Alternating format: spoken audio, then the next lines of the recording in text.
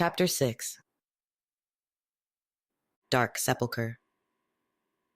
A line filled with provocatively dressed young men and women wrapped around the block which led to the front doors of Dark Sepulchre.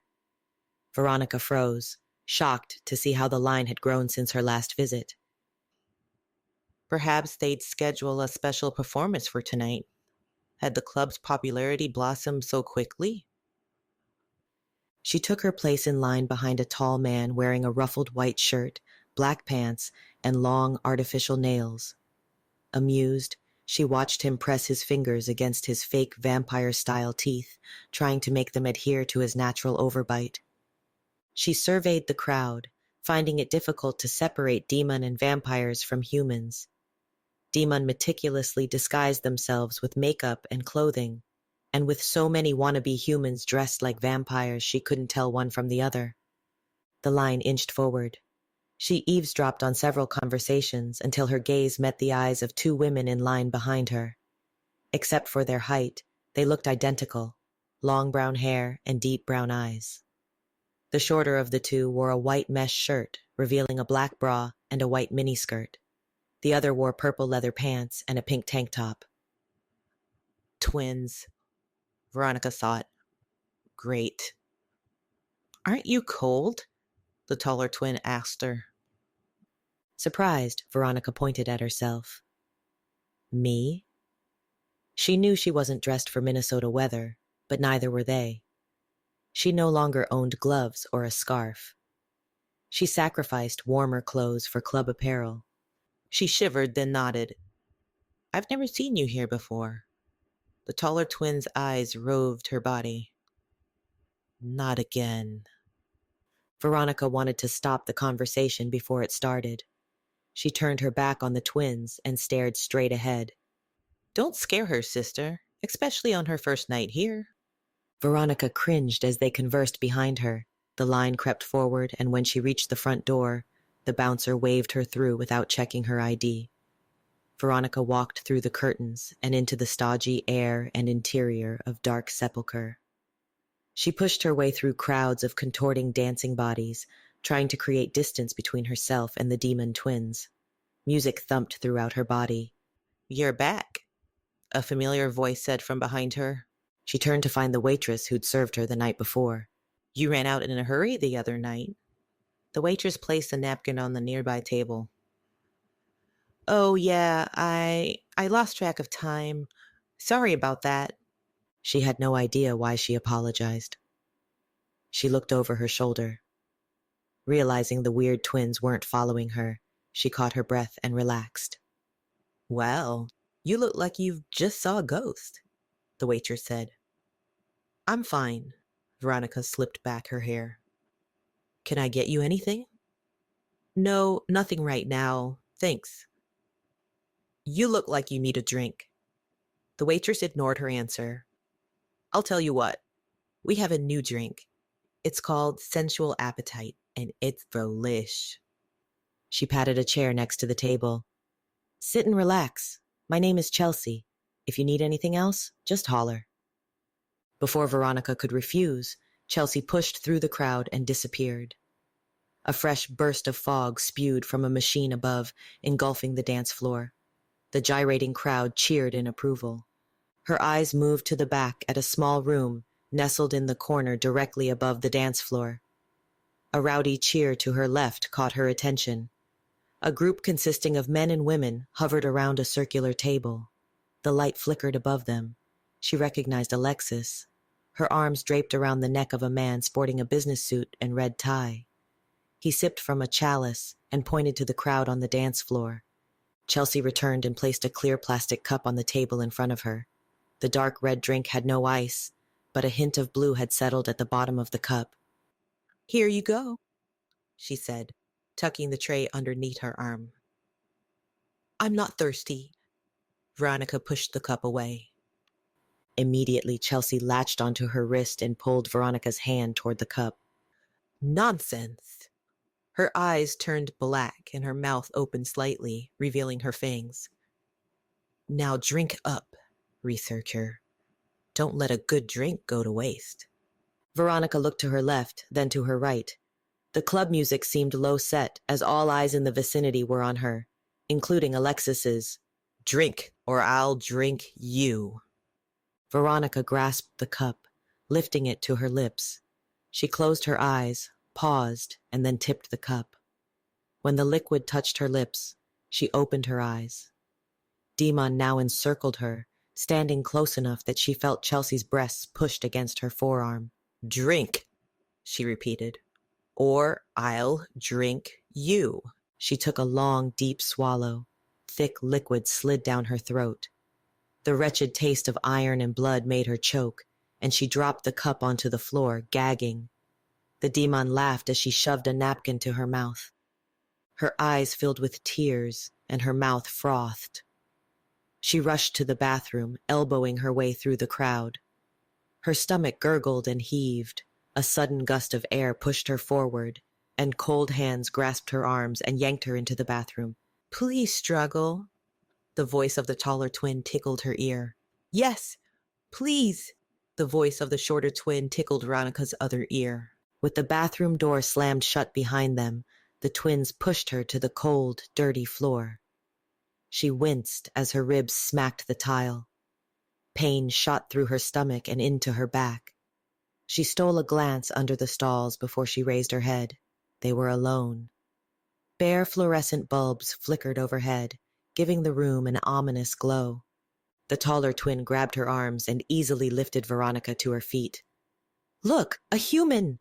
She violently slammed her against the bathroom wall. Breathless, Veronica made a dash for the door, but was shoved back. The taller twin wrapped her fingers around her neck, and her dark, menacing eyes bore down on her. She tried envisioning a brick wall in preparation for the demon twins to invade her thoughts, but the tingling sensation never came. Instead, she drifted into the furthest part of her mind, where she kept sacred memories of her mother, carefully hidden from human and demon alike. "I told you, sister." The tall twin licked her lips. "She's ripe." The demon twins knowingly locked eyes and giggled. With a handful of Veronica's hair in her grasp, the taller twin pulled, yanking her head violently to the side. She opened her mouth, and her canines protruded from her pale gums. "Her scent is strong, Brandy, and her skin is so soft." She stuck out her tongue and licked her neck from her ear to her collarbone. Veronica shivered from the trail of wet spittle left on her skin. "What to do with her?" The tall twin increased her grip. "She doesn't have the markings of a minion." Randy stepped away from the door. "But, Branda, I heard she is protected." Her mouth opened, exposing sharper and longer fangs than her sister's. "What demon would be stupid enough to give a researcher protection?" Branda scoffed. "Especially one as stupid as her." "Protected?" Veronica struggled to keep her eyes opened. Darkness toyed at her periphery, and she thought she might faint from lack of oxygen. "I want her first, sister." Brandy's eyes widened. "Oh, can I? Can I please have her? Can I please have first bite?" "Sure." Branda slowly released her grip. Veronica gasped, her lungs searing as they engulfed fresh air. "But don't get greedy." Brandy replaced her sister's stance and shoved Veronica back against the wall. "Protected," Branda huffed, her nostrils flaring. "What a prop of shit." A strong wind manifested, and Brandy instantly released her grip. Her head jerked to the bathroom door as it flew open on its own. Veronica's legs crumbled. She fell to the floor, gasping for air. She looked up in time to see a fuzzy image of the twins running out of the bathroom with Deamon's speed and the door slamming shut behind them. Whatever scared them away had impeccable timing. She leaned against the wall, coughing up phlegm. She rubbed her tender neck, lifted herself to her feet, and shuffled over to the sink. She turned on the water and splashed it on her face. Her breathing relaxed, and she examined the red and purple bruises on her neck in the mirror. "Shit," she said, her voice hoarse. She touched the wall to steady herself. The drink's stimulating effects returned with a punch as she made her way out of the bathroom and back to the main room. The club walls swirled around her. White and gold streaks trailed behind the patrons dancing on the dance floor. Afraid to walk any farther, she rested against a pillar and dropped her head into her hands. Who would protect me? She knew what it meant. If a human or even a demon was said to be protected, it meant that someone claimed them as their own. They were off limits, untouchable. To achieve this status, the one being protected was usually a minion or claimed their loyalty to a very strong and old demon. But she wasn't anyone's to claim, and she wasn't any demon's minion. Her curiosity grew. Flashing strobe lights semi-blinded her. However, she found her vision acquired more depth when she saw Alexis headed in her direction. You came back. She was dressed in a short and shiny black pleather dress. She sported a pink wig, the hair cut into a short bob. Her cold hand snaked up Veronica's arm. It's a funny drink, isn't it? She felt electric vibrations running through her body. What did she give me? Her breath raced. Her breathing raced. Vampire blood? I'm dying? Alexis threw her head back in laughter. You researchers aren't the sharpest tools in the box. Her body swayed with the pulsating beat of the music. To be made a vampire, researcher, you'd have to be drained of your blood and have it replaced by vampire blood. It's a simple process which takes only a night. She curled her fingers into Veronica's hair, tilting her head to the side. To be made demon, your psychic energy needs to be drained and replaced by the energy of a demon. A somewhat complicated process that takes several days. So lucky for you, you're still human. Then what did she give me? It's not for you to know, but it's so entertaining watching a human on it. Her mouth engulfed Veronica's own in a passionate kiss. She felt the vampire's tongue slide past her lips and down into her throat, her gag reflex repressed, and a warm, acidic liquid regurgitated from her stomach. Her entire body shuddered as Alexis suckled violently, sucking out the contents of her stomach into her own mouth. Oddly, she experienced total relaxation when Alexis released her. The vampire spat the red liquid onto the floor. There, all better. She wiped her mouth with the back of her hand and licked her full lips. What did you do to me? Veronica's buzz slowly faded. Nothing much. She grabbed Veronica's wrist and placed a small envelope in her palm. He wants you to come back. Who? Veronica stared at the envelope. By the time she looked up again, Alexis was gone. She wiped her damp forehead. Her body felt loose and weak. Her senses returned to normal. As she gawked at the small puddle of red liquid near her feet, she felt a tap on her shoulder. Veronica? She turned and stood face to face with Murphy. Murphy? She willed her eyes to focus, surprised he was there. Are you okay? You look sick. What are you doing here? I thought I'd check this place out. He wrinkled his forehead. You don't look so good. He shouldn't be here. Still, she welcomed his presence, even if his form-fitting blue jeans and loose white t-shirt made him stick out in dark sepulchre more than she did. Were you leaving? She nodded weakly. Can you get me out of here? Yeah, sure. The floor felt uneven to Veronica's steps, and she fought symptoms of vertigo as he led her through the heavy black curtains and out the front door. A cool breeze rushed against her face and up her back. Overhead, the sky glowed with an orange haze, and she wondered if it was pollution or the street lights that lit up the city. She tensed at a loud buzz and looked up, then sighed in relief when she realized the sound originated from an airplane heading to Minneapolis International Airport, which wasn't far away. She leaned against his body while they walked down the street. She held onto his arm firmly. Every so often, she looked over her shoulder. She didn't know who would come for her. She expected the twins to finish what they started. Maybe walking back to Palm Oaks wasn't the smartest thing to do after all. They walked down the street and passed a group of men dressed in dark clothing. Veronica looked over her shoulder, watching them walk into dark sepulchre. "What's wrong?" Murphy asked as he removed his arm from her side, forcing her to stand on her own. "It's nothing." "Well, are you feeling better at least?" "A little, thank you." She put her hand to her head, suddenly embarrassed. "You still look tired. What happened?" "I ordered a drink that was too strong for me." She carefully excluded the name of the drink. Whatever it was, she didn't want Murphy to try it. "That place is kind of weird," he continued. "Just as I walked in, I saw this guy and girl vibing each other. Are all clubs in this city like that?" "Dark Sepulchre is, well, special," she answered, resting her fingers on his forearm. "It's creepy." They crossed the deserted street and headed down Hennepin Avenue. They passed boarded-up stores and vacant facades. For sale signs lined the windows of several empty buildings, and an odor of urine lingered in the cool air.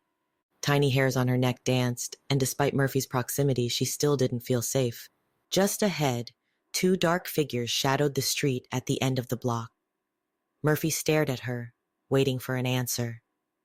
She pressed his arm and halted, nodding her head toward the two in front of them. "Who's that?" "Where?" He squinted, peering down the street. Orange streetlights bathed the two in shadows, but from the length of their hair, Veronica knew exactly who they were. "Quick, let's go this way." She gripped his arm to spin him around. "But the apartment is that way." He pointed down the street in their current destination. Just as they turned, the two figures quickly appeared in front of them. Before she could react, Brandy grabbed Murphy by the neck, lifting him several inches off the ground. Branda spun Veronica around and wrapped her forearm around her neck. Murphy gasped and his eyes bulged. "Now, where were we?" Branda whispered in Veronica's ear.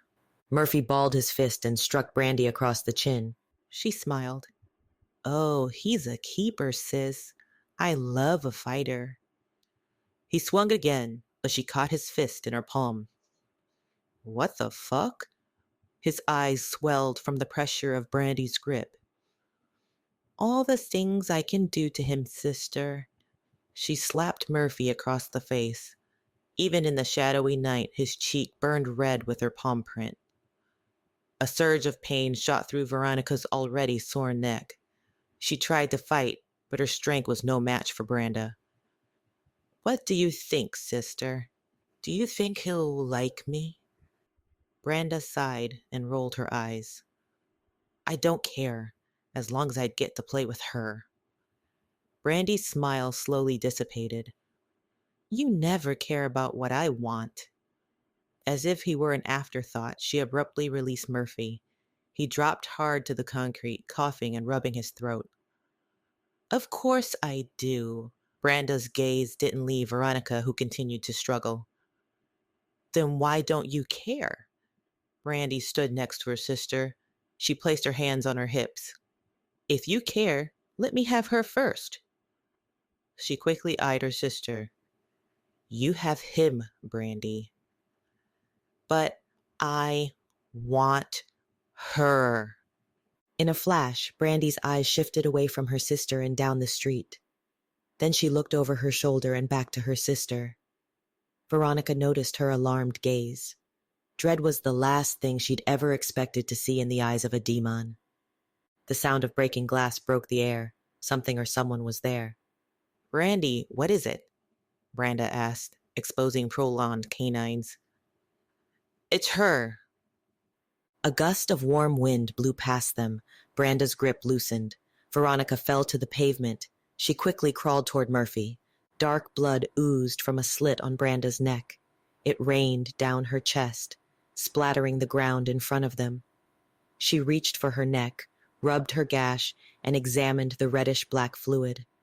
Blood spurted from every orifice from her face. Like a jet stream, it poured out her nostrils, mouth, ears, and eventually her eyes. The skin around her ear-to-ear wound turned black. Like intricate spider webs, the discoloration spread until it covered her skin. Her head hit the pavement, followed by her body.